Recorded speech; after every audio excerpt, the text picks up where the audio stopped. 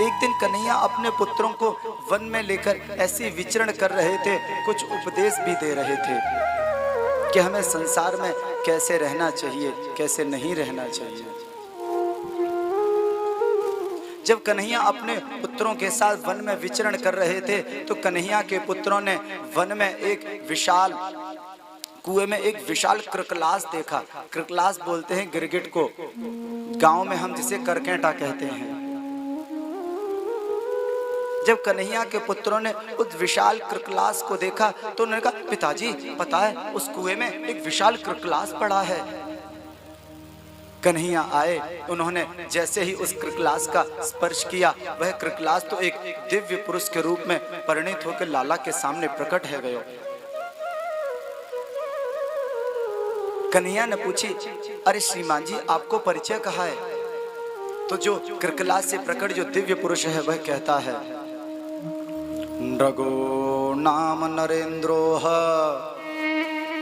मिक्ष्वाकुतनयः प्रभो दान स्वाख्यायमानेषु यदि ते कर्णमस्पृशम्।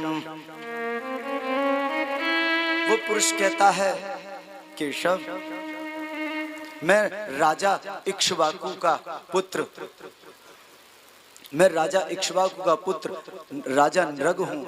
आपने दानियों में मेरा नाम सुना होगा। कन्हैया ने पूछा, जब इतने बड़े दानी है के भी तुम जे करकेटा बन गए, या को कारण का ये बताओ हमें।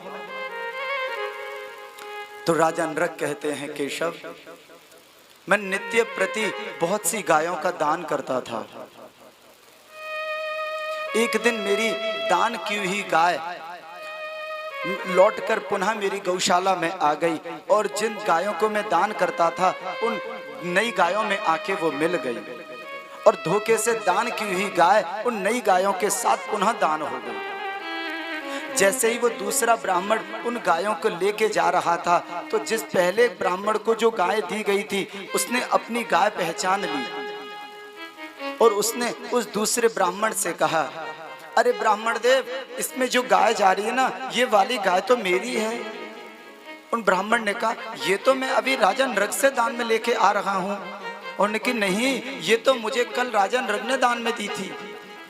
जब वह दोनों ब्राह्मण अपना यह बात लेकर राजा नृग के सामने गए तो राजा नृग ने क्षमा मांगते हुए उन पहले ब्राह्मण से कहा, ब्राह्मण देव मैं क्षमा चाहता हूँ,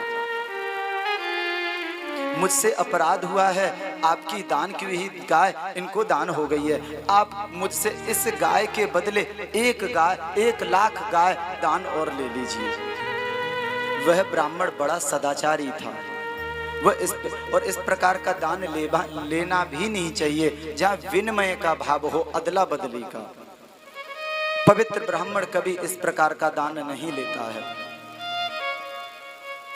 वह ब्राह्मण तो रुष्ट होके चला गया और कह गया, राजन तुमने दान करते समय इस प्रकार का भाव दिखाकर अच्छा नहीं किया, इसका तुम्हें दंड भुगतना पड़ेगा।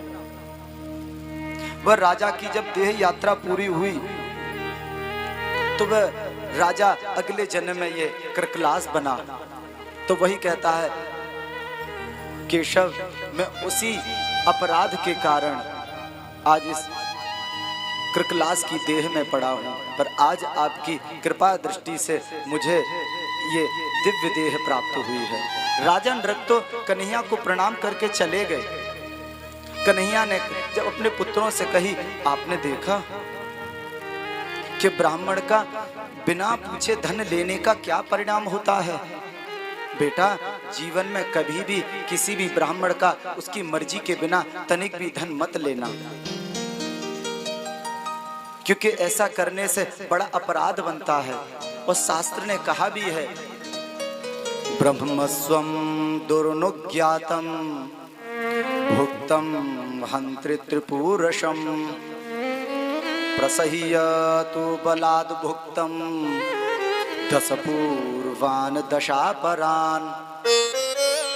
कन्हैया ने कहा, अरे पुत्रो पता है ब्राह्मण की मर्जी से अगर कोई उसका दान, अगर उसकी कोई वस्तु को ले लेता है तो उसकी 3 पीढ़ियां नष्ट होती हैं बिना मर्जी के। और अगर कोई जबरदस्ती छीन ले तो उसकी 20 पीढ़ियां नष्ट हो जाती हैं, 10 पहले की 10 आगे आने वाली। प्रसय्यतु बलाद भुक्तम 10 पूर्वान 10 परान, 10 पूर्व की 10 आने वाली। इसलिए बेटा कभी भी ब्राह्मणों के धन को बेवजह मत लेना, बिना पूछे मत लेना।